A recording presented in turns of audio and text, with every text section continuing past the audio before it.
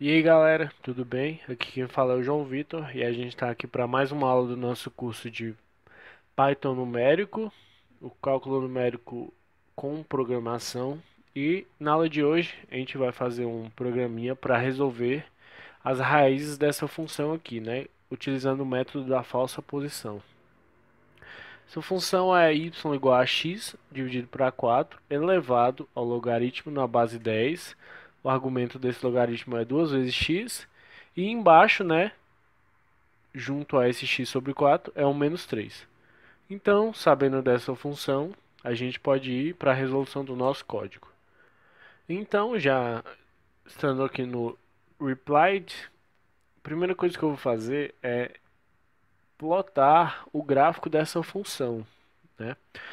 Então, para isso, eu vou importar duas funções aqui. Seria o matplotlib,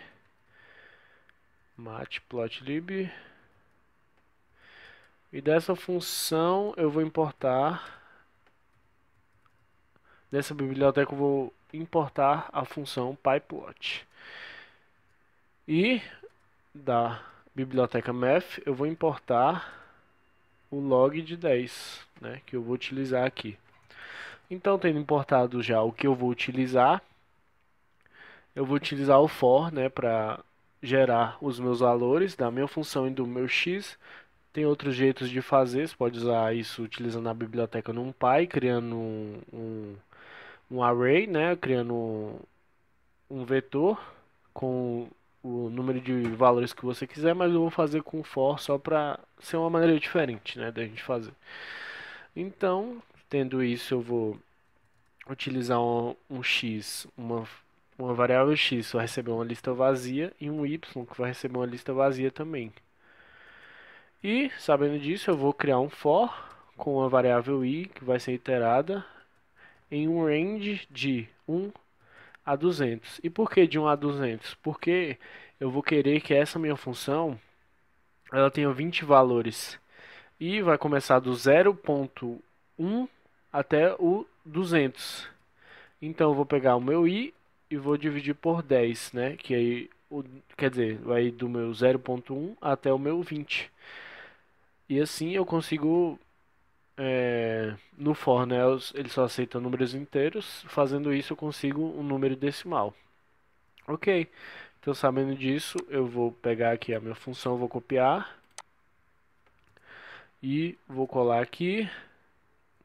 E eu vou utilizar a função append para atribuir valores, né? Botar valores dentro dessa minha lista que está vazia, né? A gente não pode atribuir valores diretamente a essa essa lista, né? A gente tem que utilizar a função append para dar um valor dentro dela, né? Botar um valor dentro dela. Então, substituindo aqui, né, só o x por k, ok, né? Então eu vou substituir esses valores aqui dentro. E dentro do meu x eu vou dar um append nos valores de k. E assim eu consigo criar os meus valores numa lista, né? Duas listas com valores de x e de y. E consigo criar o meu gráfico. Então, tendo esses valores, eu só preciso plotar agora esses valores, né? Então, vou utilizar a função pyplot.plot x, y, e eu quero que print essa minha plot, essa minha função na cor vermelha, né? O R de red. Aí você põe blue de B de blue, né? Y de yellow, enfim, a cor que você quiser. Eu quero que plot também, né, o meu eixo horizontal, né, o meu eixo x, então vai ser o axh line, né, ax de x, h de horizontal, line de linha, né?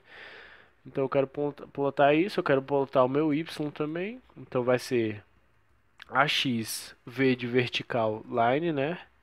H. Eu quero também que tenha um título, ponto title, e o meu título vai ser método da falsa posição e pyplot ponto show. Vamos rodar aqui. A gente tem o seguinte gráfico, né? Deixa eu dar uma aumentada aqui para ficar melhor de ver. O método da falsa posição, né? Aqui o nosso título. Tem o meu eixo Y e o meu eixo X que eu pedi para plotar também. Se eu não botasse essas linhas, não iria plotar. Aqui é a minha função em vermelho.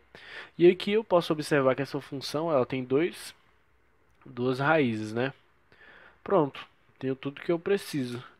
Só de olhar aqui, como eu falei, esse método da falsa posição ele é muito eficaz. Então, se eu pegasse qualquer intervalo aqui, sei lá, entre 1 e 1 milhão aqui, se a minha solução está entre esse intervalo, ela vai convergir. Lógico que vai iterar muito mais, né? Pode até explodir seu computador, mas você pode fazer isso também. É, Então, a gente tem, sabendo desse valor aqui, eu vou dar só um zoom aqui nessa raiz, só pra gente dar uma olhada. Ó, como você pode ver, tá mais ou menos aqui um pouco antes de 9,5, né? Deve ser uns 9,4. Mas aqui eu vou utilizar o intervalo entre 9 e 10, né? Mas eu poderia utilizar o intervalo muito maior que iria convergir também, só para não ter muitas iterações, ok? Então, eu quero achar essa raiz, eu posso querer achar essa aqui também, né? Que está mais ou menos aqui entre 0,2, 0,4, enfim. É isso. Eu já sei onde estão as minhas raízes, né? Eu sei que tem duas raízes, sei onde está mais ou menos o meu intervalo de solução, né? Onde que tá, a solução está nesses intervalos e agora é só partir para nossa resolução. Então, como eu sei que meu intervalo está entre 9 e 10, eu vou pegar uma variável A e dar o meu valor de 9 e aqui o meu valor de 10, ok? E para fazer esse esse loop, né, para fazer as iterações eu vou usar o laço while e eu vou utilizar para eu saber quando que eu vou chegar ao meu final de iterações, eu vou utilizar o erro relativo, né? Vocês devem ter visto já aí ao longo do nosso curso e eu vou utilizar ele para fazer essas iterações, né, para saber quando eu vou parar. E eu vou botar um erro mais ou menos aqui de 0,05, de 5 casas, tá? Então, postulando isso, né, botando isso, a gente pode prosseguir para nossa resolução. Então, como a gente sabe, né, eu preciso do meu f de A, do meu f de B, do meu A e do meu B. Então, eu vou calcular o f de A e o f de B da seguinte forma. Aqui, o meu f de A, ele vai ser aqui A, né? Só substituir A na minha função e o meu f de B vai ser... Opa, apertei o botão errado. B e B. Aqui então eu já tenho o meu f de A e o meu f de B calculados. Sabendo disso, eu vou partir para o meu próximo passo. Lembra da premissa que eu ensinei para vocês? Que se a multiplicação entre o f de A e o f de B for menor que zero, o meu resultado tá ali naquele intervalo.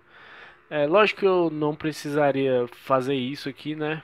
Já que eu já sei que a minha resolução está no intervalo. Mas enfim, sabendo disso, a gente vai utilizar essa. Lógico que aqui a gente já sabe o intervalo, a gente sabe que essa condição é verdadeira. Mas vou colocar aqui só para caso você não soubesse, né? Você checar isso.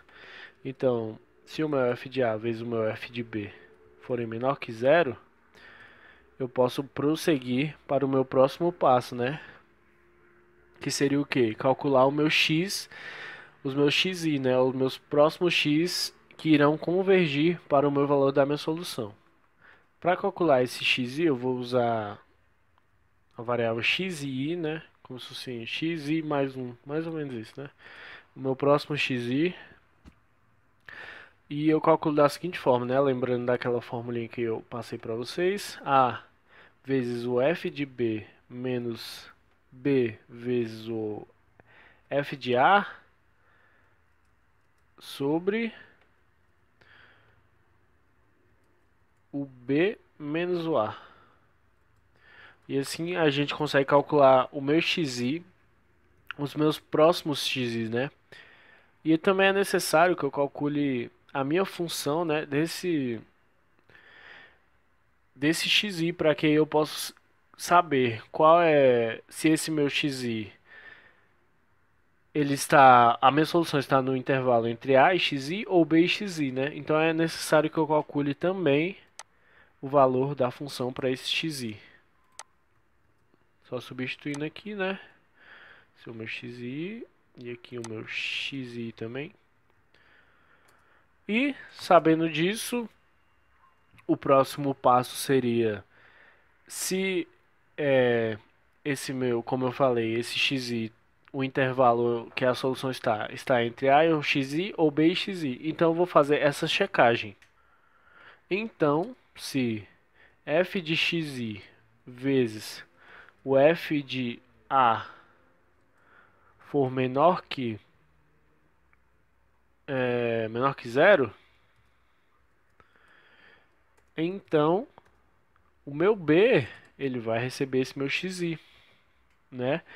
Por quê? Porque a mudança de sinal entre a função de xi e a função de A, então a minha solução está entre essas duas funções.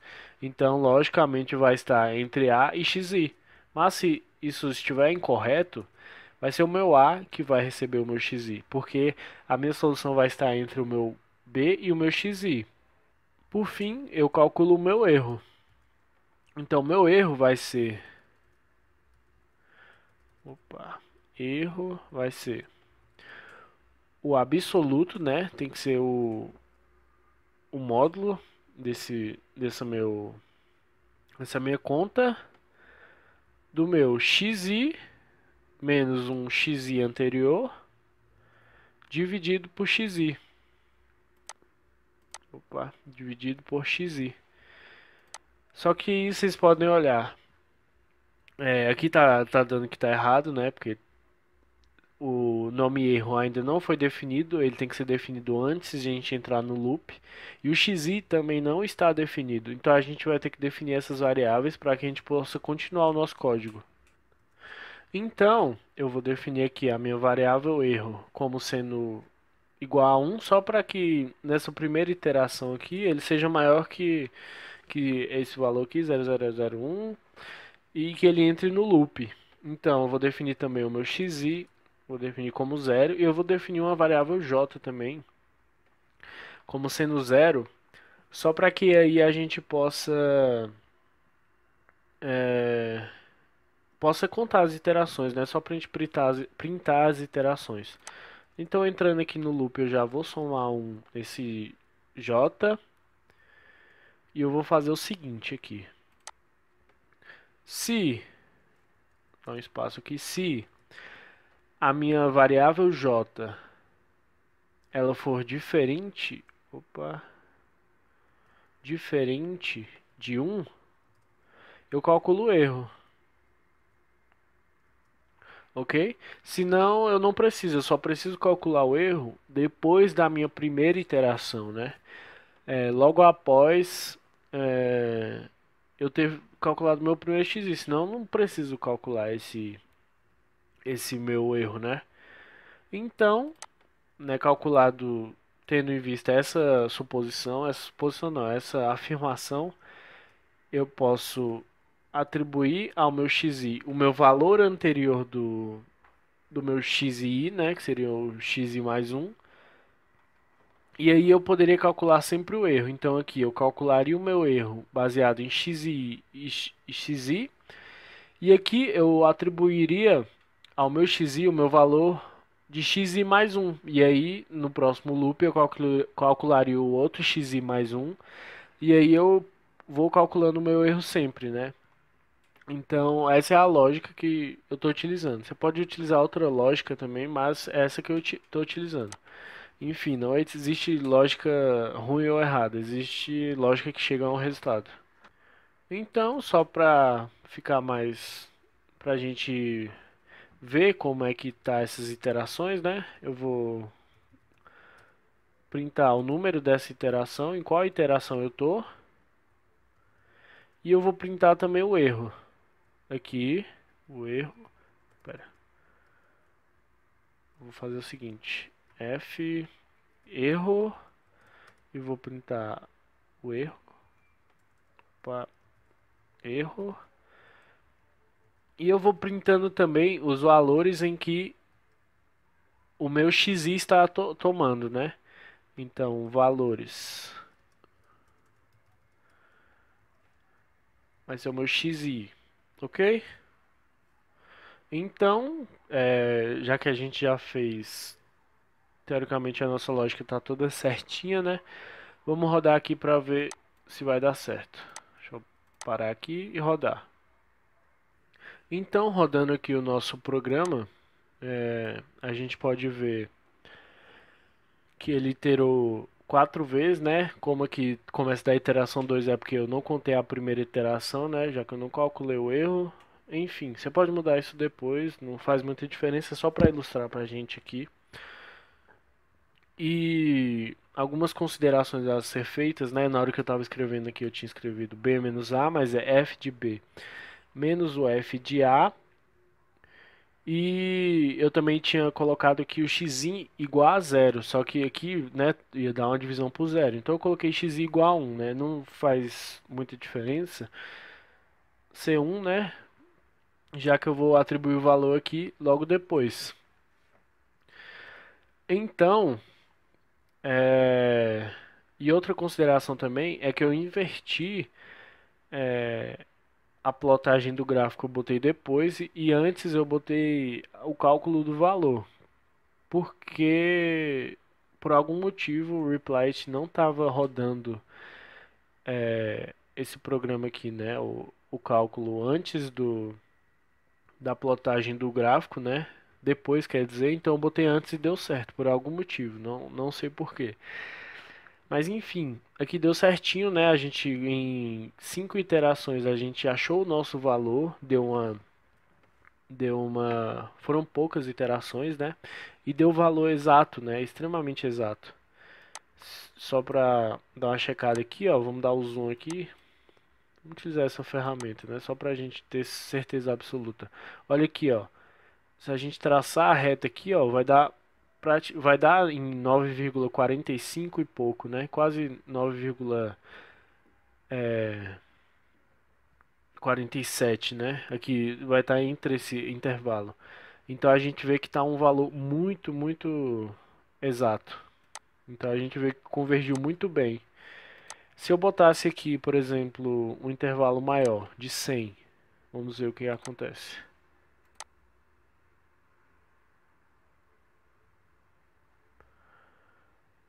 Ó, eu dei muitas iterações. Aquela vez foram 5 iterações, agora foram 172, mas ele convergiu para o valor da mesma forma, né? Então, não importa o intervalo que você ponha, lógico que ele vai fazer mais iterações para chegar no valor, mas ele vai chegar no valor. Então, vamos testar aqui, ó. Vamos ver para essa outros valores aqui para essa outra raiz. Vamos ver. A gente viu lá que era mais ou menos entre 0,1 e vou botar 1 aqui, né? Só para não ficar um intervalo muito grande. Aqui ele já deu uma iterada maior, né, do que aquele da outra raiz. E ele deu 0,211. E a gente olhando, né? A gente deu uma olhada naquela hora. Vamos dar outro zoom aqui. Dá mais um. A gente pode ver aqui, ó, que tá bem correto, né? Dá bem no 0,21 aqui. Então a gente achou a raiz exata também. Então, como vocês podem ver, esse método ele é muito eficaz. Ele sempre vai convergir para a raiz. Lógico que depende do intervalo, ele vai dar mais iterações. Mas ele sempre converge para o nosso valor. E é isso, ele é muito eficaz. Então é bem legal de utilizar ele. Espero que tenha ficado claro, né? A gente teve uns errinhos aqui, alguns probleminhas no código. Não sei porquê, né? Porque ele não foi para na primeira vez, né? Da ordem trocada. E só aqueles errinhos que eu corrigi logo após. Do xi eu tinha colocado 0, mas tem que ser 1. E aqui é f de b menos f de a e não b menos a. Então deu tudo certinho, convergiu, muito, tudo lindo e maravilhoso. E foi isso. Obrigado por ter assistido. Espero que você esteja gostando do curso e até a próxima.